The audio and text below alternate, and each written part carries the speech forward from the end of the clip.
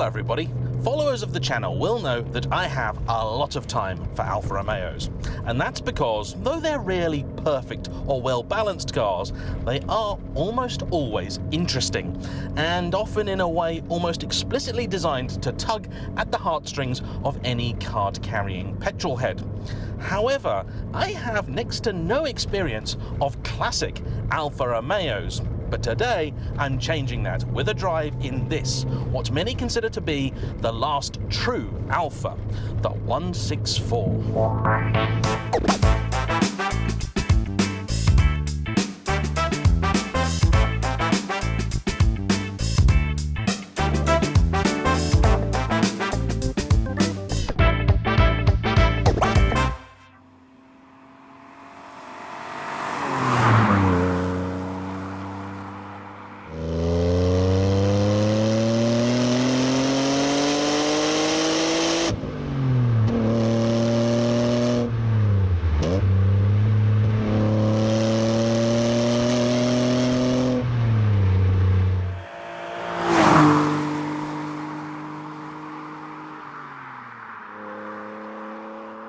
And if that's already enough to get you headed towards the classifieds in search of your perfect Alfa Romeo, be it classic or modern, don't forget to use CarVertical, the super-powered super search that's just had a rebrand with new, even easier to read reports, and that will give you all the information you want to know on any potential used car purchase, including mileage issues, accident damage, regardless of whether a car has been written off or not, and things like outstanding finance or usage as a taxi. CarVertical works on both desktop and mobile. All you need is 60 seconds and either a reg plate or a VIN number. For 10% off the service, don't forget to use my discount code JAYEMM. And now back to the Alfa Romeo 164 story, which began way back in 1978, when a group of companies bandied together to jointly develop a new executive platform to take the fight to the Germans in the premium sector. The players in this story were Fiat, who developed the first generation Chroma, Saab, who developed the 9000, Lancia, who developed the Tamer, and Alfa Romeo, who made this, the 164. From the very beginning, this was a car designed to provide not only the driving experience and excitement you'd associate with an Alfa Romeo, but also to bring about a step change in the quality of Alfa Romeo's products and, by extension, their reputation. Showing you just how serious Alfa Romeo were about this task, it was actually the last of the 4 cars developed to be released, only coming out in 1987, almost a decade after the project began. It was the first Alfa Romeo ever to take advantage of computer-aided design, a then new technology which allowed them to build a body shell that was still relatively lightweight. The car is just 1.5 tons, but also strong. You can feel the chassis is very stiff in a way that many old cars simply aren't. They also sought to address the age-old problem with Italian cars of corrosion by using galvanization for both the chassis and a number of body panels too. Speaking of which, this is also the only car in the quartet to have an entirely unique body, with the other 3 all sharing the same outer door skins. You also saw the introduction of that most cutting edge of 1980s technologies, computers, with the car having no fewer than 3. 1 for the instrumentation, 1 for the climate control, and 1 for the engine. And to give buyers the choice they would have expected from something German, you have plenty of those too, including a pair of diesels, which for the time would have been quite novel and certainly aimed at the fleet buying market, but also a range of 2-litre engines in both twin-spark and turbo guise, though I suspect the latter were mostly aimed at the Italian market, and of course the fabled Alfa Romeo Busso V6.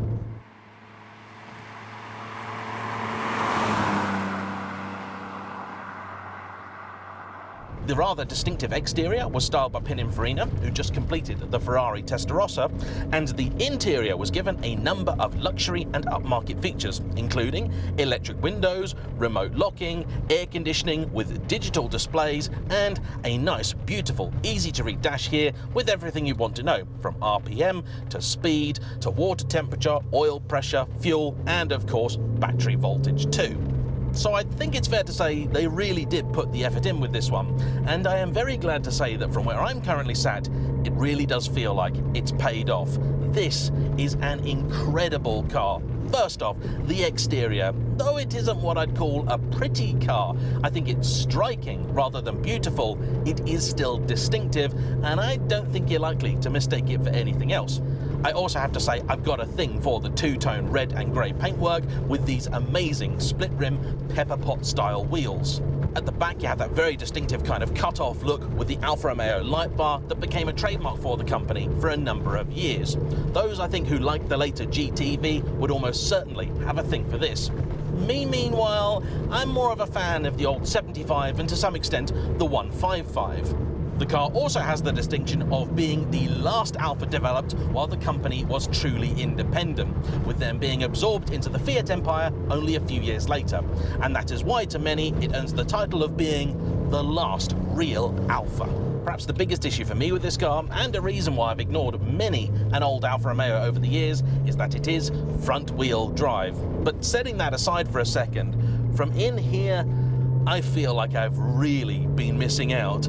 This interior is seriously special, from the gorgeous sport seats which really do hug and support you and have got a lot of electric adjustment and formerly memory too. You've got this beautiful leather with the nice stitching over here, the nice little chrome release for the door, the gear lever falls perfectly to hand, and then there's this center console here.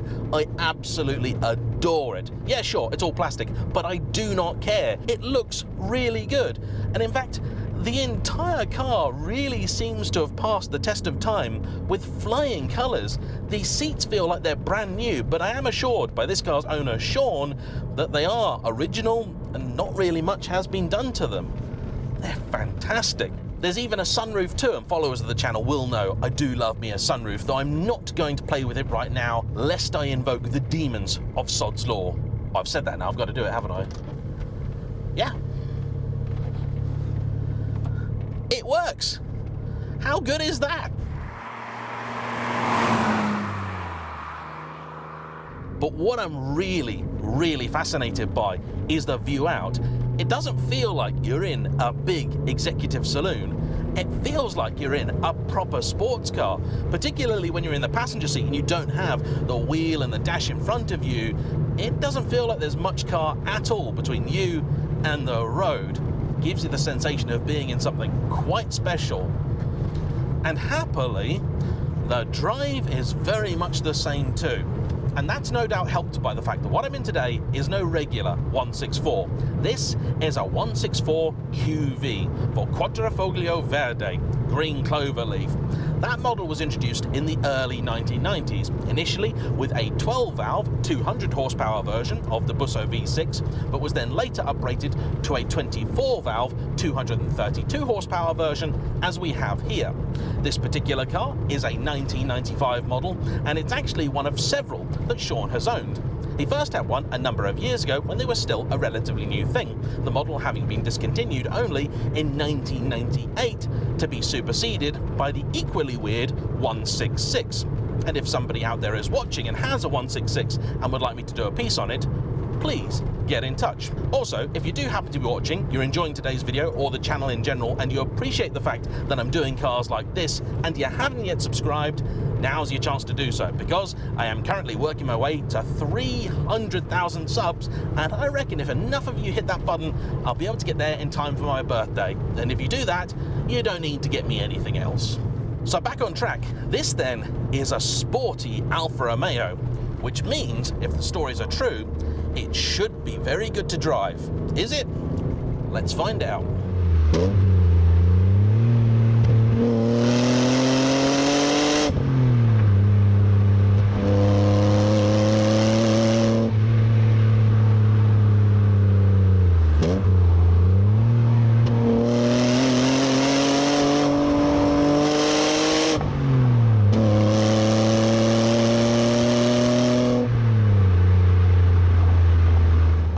This is an absolute gem. Now, it's not especially fast. This car makes 232 horsepower, has 204 pound-foot of torque, that's about 276 newton-meters, but does still weigh a ton and a half. So, though it will shift compared to just about any, well, even mild hatch that you'll find today, it's not that rapid.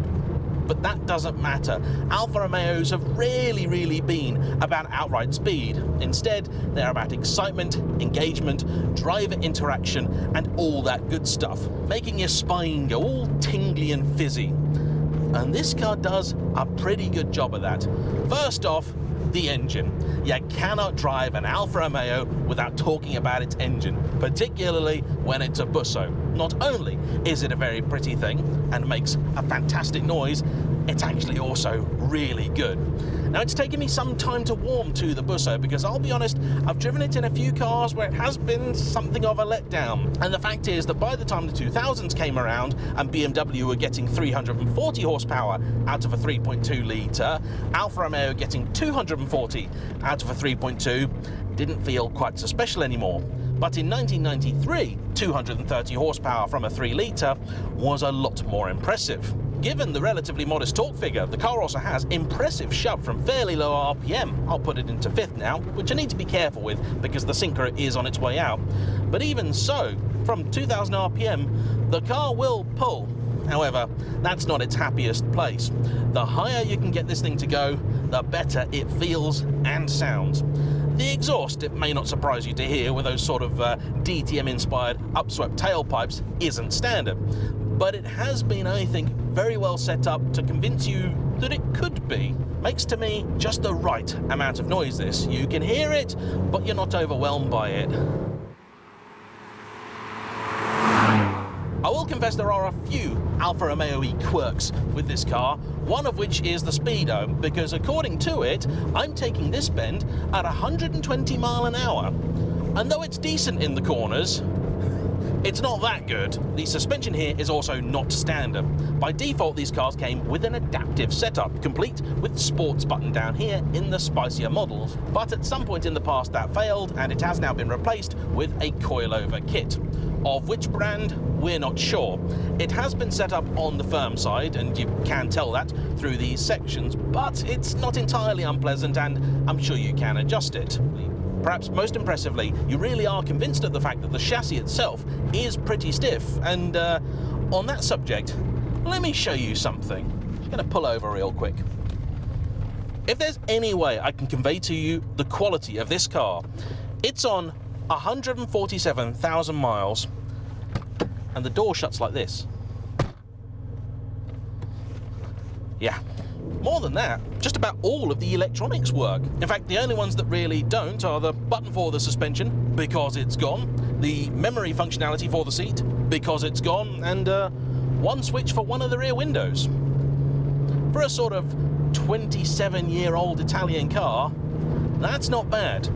In comparison to just about anything else made by Alfa Romeo or Fiat of the day, this feels leaps and bounds ahead, and I think Alfa Romeo could have proudly said that with this car they equaled the quality of the Germans. Unfortunately, they didn't seem to equal the sales success, with this car in the sort of 11 years that it was officially on sale, shifting just 270-odd thousand units. Which sounds good, doesn't it? That's a lot of cars still, but unfortunately, it wasn't enough. Part of me cannot help but wonder if only they'd committed and made it rear-wheel drive, how differently history would have played out. Even now, people are still a little bit funny about front-wheel drive in more upmarket cars, and back then, it would have been a real sore sticking point. Rear-wheel drive does mean a lot to your dedicated driver, and that, I think, is the crowd Alfa were going for with this. Still, there are plenty of other ways they did cater to said driver. First off, the gear shift, lovely. Throttle response, beautiful. Heel and toe, very easy. The pedals are actually quite nicely spaced too. I wore my narrow trainers today because I was worried it'd be a little bit unfriendly down there, but it's not. The brakes, nice and responsive, very powerful, they're decent. Grip levels in the car are pretty good. It's a bit greasy out there today. It has rained more or less constantly overnight, and you get into the odd bend, you can feel the car starting to struggle under power, but it's doing an admirable task. It is also possible that this car's prowess in the corners may be attributed to an aftermarket limited slip differential fitted by one of the previous owners. By default, I'm told these cars have a reputation for torque steer in the bends, which is not something that I experience today, instead being very impressed by it. The steering is very typically Italian, so it's on the light side, but actually has quite a bit of feel and feedback coming through it. It's also very keen off-centre. It does make the car feel pleasingly agile. You really can drive it like a hot hatch. despite the fact it's not a massive car, certainly by modern standards. You've also got plenty of legroom for your passengers in the back, and the boot's a good size too. Will take at least 4 guitars. So really, this is the perfect sort of vehicle for a classic car loving folk band.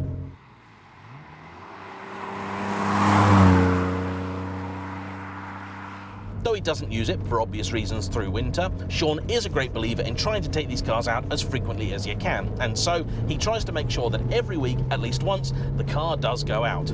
He's also taken it on a few big trips away and happily has really enjoyed having an Alfa 164 for the second time. This is actually, I think, the 3rd or 4th that he's owned. There was the original he had back in the day, which unfortunately had to be swapped for a Renault Scenic when his children arrived. And that is just about the only car he says that he's ever really, truly hated. He didn't find a single thing really redeeming about that car. Poor old Renault Scenic. But years later, once the kids had grown up and no longer required car seats, when it came to buying himself something fun again, he couldn't shake the image of that Alfa 164 from his mind. So he bought one that was a bit of a project. It went away to be restored, and it's still away. In the meantime, this came up in much better condition, and so he decided to snap it up. The reason the other one has taken quite so long is because these cars are becoming very difficult to find parts for, and that does seem to be their Achilles heel. That means that if you are in the market for one and are considering a project, just check what exactly it needs, because there is a good chance that those parts that in just about anything else would be easy to get might not be here. And that really is sad, because to me, a lack of spare parts really shouldn't be a reason for a car to be retired. Oh, the turning circle is excellent, by the way. Before today, the only classic Alfa Romeo I'd experienced, which I consider to be anything before the GTV and 156 era, was the SZ. But that really felt like a concept car made life, so it left me entirely unsure what to expect from the 164. As it turns out, not only is it really interesting to look at, but it's surprisingly practical too, very easy to live with in a lot of ways, provided you can find the bits to keep it going. It hasn't even tapped the ground once in the entire time I've been driving it, and there were a few moments I thought that it might, and it's really, really impressed me. Most importantly though, it's gotten under my skin in that way that all good Alfa Romeos should. And I think you could very much make an argument that calling it the last true Alfa Romeo is a little bit needlessly harsh. It is certainly a proper Alfa Romeo.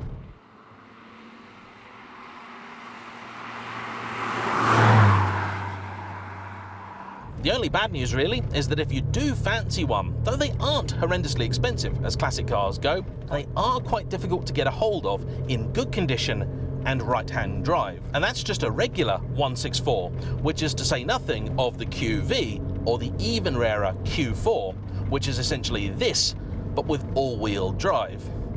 Now that's a car I'd really like to get my hands on.